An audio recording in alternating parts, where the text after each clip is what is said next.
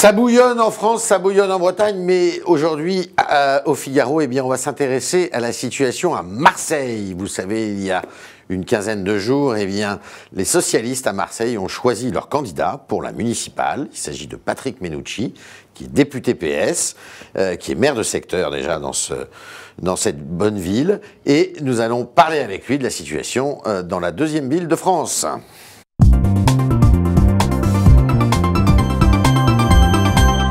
Patrick Mennucci, bonjour. Bonjour, merci d'être parisien aujourd'hui pour nous.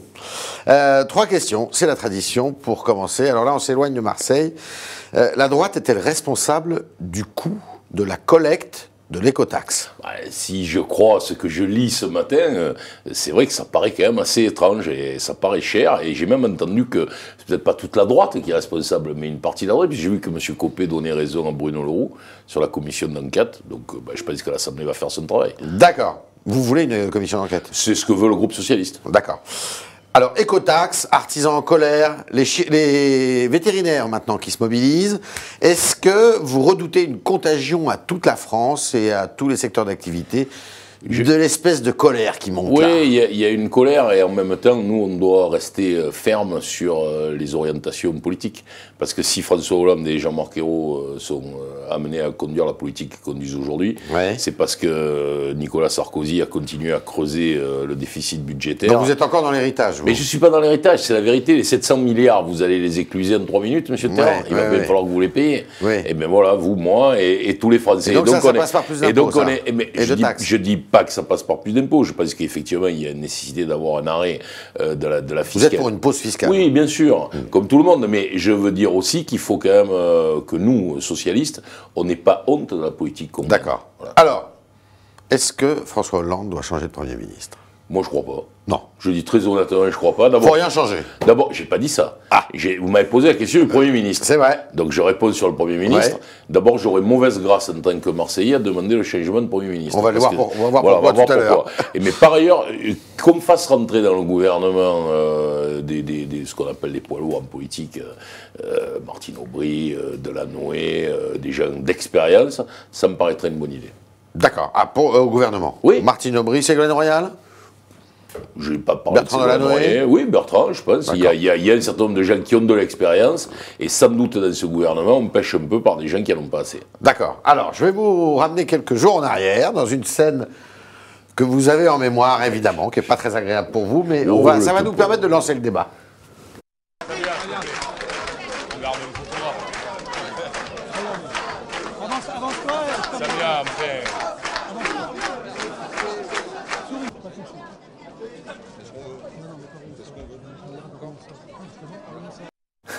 Bon, c'est pas terrible. Vous en êtes où avec Samia Ghali?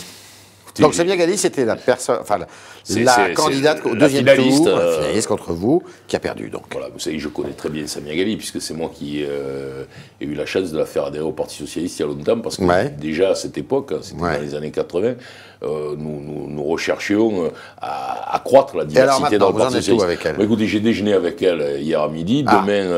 Demain à 11h. À Marseille? Oui, bien sûr. Demain à 11h, on fait une initiative tous les deux. On va lancer la campagne. Donc ça y est, tout ça, c'est du passé? Écoutez, il faut comprendre, elle croyait qu'elle allait gagner, ou elle pensait qu'elle allait gagner. Alors elle disait plus, elle posait des conditions. Alors moi, je vais vous en donner 2 ou 3. Elle voulait le maintien dans le 7e secteur de Garo, Hovsepian. Ça va être le cas? Écoutez, on a fait faire un sondage et il se trouve que n'importe quel candidat socialiste l'emporte très largement. Donc ça soit en réalité, non mais en réalité, si vous voulez, les gens votent Mennucci, quand même. C'est une liste Mennucci aujourd'hui. Bien sûr. Donc après, le tête de liste local, Garo Hovsepian est maire. Ça ne sera pas Christophe Masse? Mais Christophe Masse, ça pourrait être lui. Sans doute, ça serait bien que ce soit lui. Mais c'est vrai, il y a un petit problème, c'est que Christophe Masse est très efficace, par contre. Et il fait la différence dans le 6e secteur. Dans le 6e secteur. Et donc c'est là qu'il doit aller. Et Lisette Narducci, elle sera partante là dans l'affaire? Lisette Narducci, c'est les guérinistes. Il n'y a pas de guérinistes sur ma liste. C'est fini ça. Mais moi, vous avez coupé les ponts avec Guérini. J'ai toujours dit qu'il n'y aurait pas. Puis Lisette Narducci aurait pu changer. Elle aurait pu dire bon, très bien, tout ça est terminé.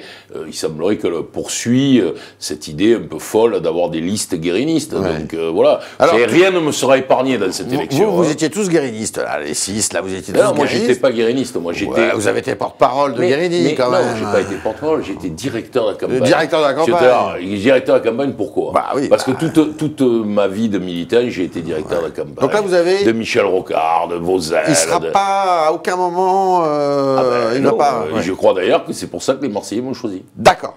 Alors, tous vos adversaires maintenant à la primaire, ceux qui concouraient avec vous, ils sont tous derrière vous. Bah, ils sont en train d'y aller pour diriger des listes de ce qu'on appelle les secteurs. D'accord. Alors, il y avait une chose qui vous séparait avec Samia Ghali, c'est que vous jouiez sur la métropole, pas elle. Oui, c'est vrai. Quel est le compromis? Il n'y a pas de compromis, parce que le 17 juillet, la métropole a été votée à l'Assemblée nationale, conformément à ce qui a été fait au Sénat précédemment, et donc elle va être faite. Donc il n'y a pas besoin de compromis. Maintenant, c'est comme si vous me disiez quel est le compromis sur la République. C'est une institution. D'accord. Le MoDem à Marseille, donc c'est Jean-Luc Benamias qui mène la danse. On sait qu'il est plutôt, pour être un élu du modèle, plutôt à gauche qu'à droite. Est-ce qu'il va être derrière vous? Moi, je propose évidemment au MoDem marseillais d'être avec nous, bien sûr. D'accord. Et il pourrait... Moi, dans ma mairie de secteur, j'ai 5 élus du MoDem.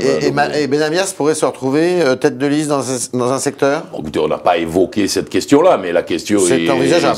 On peut envisager, évidemment, que ça se fasse. D'accord. Alors, vendredi, 8 novembre, le Premier ministre se rend à Marseille. Ça fera la combienième fois, parce qu'il y est allé souvent. 5-6 fois, oui.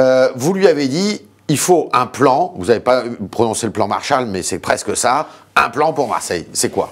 C'est issu de l'interministériel du 6 septembre 2012, il y a un an de travail, et là, le Premier ministre vient annoncer les éléments de travail. Essentiellement, vous allez avoir 2,5 milliards sur la gare Saint-Charles, parce qu'à la gare Saint-Charles, il faut arriver... Elle vient d'être refaite, la gare Saint-Charles. Mais non, au-dessus. Oui. Mais la gare Saint-Charles, elle a un problème, c'est que c'est un cul-de-sac. Oui. Donc il faut qu'on arrive à faire une ligne qui fasse Paris-Nice, c'est-à-dire qui puisse passer. Donc là, c'est 2,5 milliards. C'est la traversée souterraine de Marseille, la restructuration de la gare, c'est énorme. Pour aller vers l'Est. Pour aller vers l'Est ou vers l'Ouest ou vers Aix. Par exemple, le Premier ministre va annoncer le doublement de la voie Aix-Marseille pour aller à un nombre de TER que vous, Parisiens, vous connaissez, c'est-à-dire un TER toutes les 7-8 minutes. Nous, aujourd'hui, on ne peut faire passer que 3 trains par heure. D'accord. Donc l'objectif est de faire passer 8 trains. 2 milliards sur les transports. 2,5 milliards sur la gare Saint-Charles. Sur la gare Saint-Charles. 250 millions sur le doublement de la voie Aix-Marseille. Le financement des études préalables pour le métro, et ça c'était effectivement ce que demandait Samia Ghali, ce que je demandais, Capitaine Gèze, Hôpital Nord d'un côté, Sainte-Marguerite, Saint-Loup de l'autre. Ce qui fera de la ligne 2 une ligne nord-sud complète qui traversera... Patrick Mennucci, en termes de sécurité, il va y avoir du nouveau? Sur la sécurité, je ne pense pas que le Premier ministre annonce plus que ce qui a été dit par Valls. Nous savons qu'à la fin de l'année, nous allons toucher environ 150 policiers. 150 policiers. Ça a été dit par Manuel policiers en tenue qui vont être sur le terrain. Il y a de tout. Vous savez que moi, je réclame plus de policiers de PJ que de policiers de tenue, parce que pour lutter contre la drogue, c'est plutôt de ça qu'on a besoin. D'accord. Est-ce que c'est pas une mauvaise idée, quand on est en campagne électorale comme vous, de faire venir des gens de Paris qui sont très impopulaires? Vous savez qu'il y a beaucoup de vos collègues là qui n'ont pas tellement envie de les voir débarquer. Vous savez, Marseille est dans une situation quand même très difficile, vous le savez, vous l'avez parlé souvent dans le Figaro, et on réclame tous, que ce soit Gaudin, que ce soit moi, que ce soit les uns ou les autres, une aide de l'État. Pour une fois que l'État prend les choses, non pas en saupoudrant, mais en réfléchissant, en travaillant, je crois qu'on peut tous accueillir le Premier ministre avec beaucoup de considération et de gratitude. Alors, une petite question, ça c'est une de mes marottes. Vous, élu, le fini parti, c'est terminé? Ah, bien sûr. Terminé. J'aurais craché. Écoutez, je suis celui qui a fait toute une grande partie de ma campagne sur cette question-là. Parce que vous avez combattu FO. Hein. J'ai pas combattu FO, j'ai combattu le système qui fait que 400 types qui sont au fini parti imposent à une organisation syndicale des méthodes de travail qui, à mon avis, sont de notre âge. Et d'ailleurs, je dis une chose, non pas simplement pour des principes de travail, mais aussi parce qu'il faut regarder les rapports de la Caisse primaire d'assurance maladie sur les conséquences que peut avoir le travail de fini parti sur un individu. Parce que pendant 30 ans, quand vous courez derrière une benne pendant 3 heures, croyez-moi, quand vous avez 50 ans, vous n'êtes pas en bonne santé, vous avez il manque des poignets, les genoux, les chevilles, et à la fin, c'est la Sécu qui paye. Et c'est pas normal. Alors, il y a une institution à Marseille qui s'appelle l'OM. L'OM va payer la taxe à 75%. Ça va lui coûter à peu près 5 millions d'euros.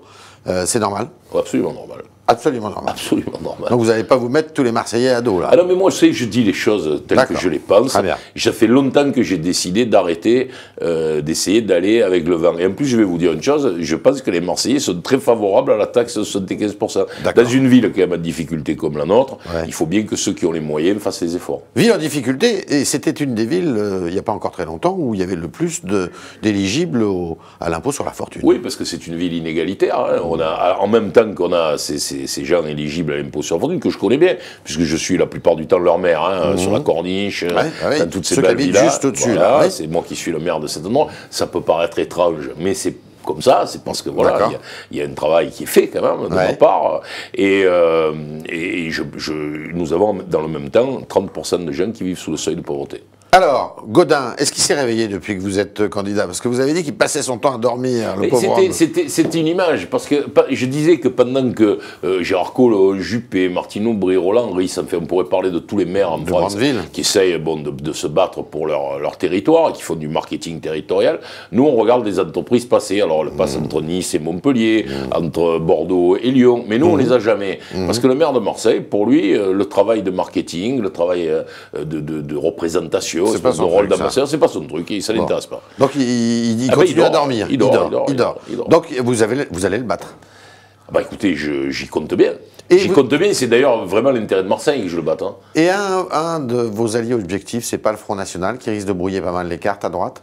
Et à gauche d'ailleurs. À gauche et à droite, c'est le Front National à Marseille, contrairement à d'autres endroits où le Front National arrive ou a des scores importants, ça fait longtemps, on est habitué, on est habitué au Front National, il est dans le paysage politique, ce qu'il faut c'est le maintenir à l'extérieur du champ républicain. Donc aujourd'hui, tous ceux qui disent que le Front National va faire 25, 30, etc., se trompent. Moi je pense. Le Front National va être... Se qualifier pour le deuxième tour. Certainement se qualifier, mais le débat Menucci-Gaudin, ou plutôt Gaudin-Menucci, écrasera ces questions. Dans tous les secteurs. Dans les 8 secteurs de Marseille. Je le pense, et nous avons d'ailleurs la preuve, puisqu'un sondage a été fait par Brice Teinturier lundi et mardi dernier sur le 7e secteur de Marseille, qui montre que le Front National, contrairement à ce qu'on nous avait dit, fait un score très important, hein, il est à 25%. Mais nous faisons 23 ou 24 ou 27 points de plus au deuxième tour. Et que donc il n'y aura pas de victoire du Front National. D'accord. Alors, c'était le talk Orange Le Figaro de Patrick Menucci, député PS et candidat à la mairie de Marseille pour ce même parti. Très partant, très allant, qui dit que, eh bien, puisque Jean-Claude Gaudin continue de dormir, eh bien lui, il est en train de constituer son équipe et tout marche comme il le souhaite, puisque ceux qui étaient ses adversaires à la primaire à l'intérieur du PS il y a quelques semaines, eh bien, sont tous derrière lui aujourd'hui. Et promis, le fini parti, c'est terminé avec lui. Merci Patrick Menucci. Merci, M. Dor.